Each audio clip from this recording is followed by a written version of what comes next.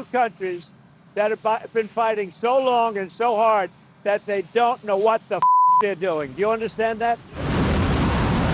সোমবার কাতারসহ মধ্যপ্রাচ্যের কয়েকটি দেশে অবস্থিত মার্কিন সামরিক ঘাঁটি লক্ষ্য করে মিসাইল ছুড়ে ইরান। যদিও সবগুলো মিসাইল হামলা নিষ্ক্রিয় করেছে আকাশ প্রতিরক্ষা ব্যবস্থা।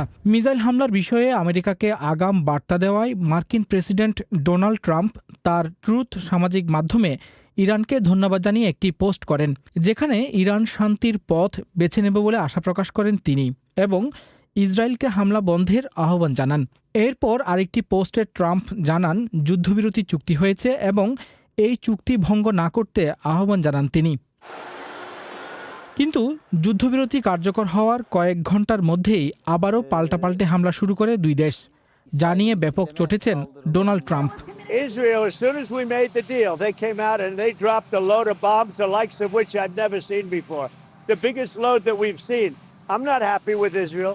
You know, when I say, okay, now you have 12 hours, you don't go out in the first hour and just drop everything you have on them. So I'm not happy with them.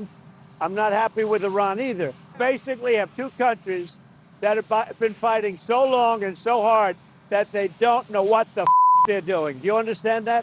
এদিকে ইরানের স্বাস্থ্যমন্ত্রী মোহাম্মদ রেজা জাফরঘানির বরাত দিয়ে ইরানি গণমাধ্যম জানিয়েছে গত 24 ঘন্টায় Iran সবচেয়ে খারাপ হামলার মুখোমুখি হয়েছে, যেখানে 107 জন নিহত হয়েছে। অন্যদিকে ইসরায়েলের দক্ষিণাঞ্চলীয় শহর বিয়ের সেবায় রাতভর চলা ইরানি হামলায় 4 জনের মৃত্যু হয়েছে এবং 22 জন আহত হয়েছে। যুদ্ধবিরতি মেনে নিয়ে সব বিমানকে ফিরিয়ে আনতে আবারও ইসরায়েলের প্রতি আহ্বান জানিয়েছেন মার্কিন প্রেসিডেন্ট ডোনাল্ড ট্রাম্প।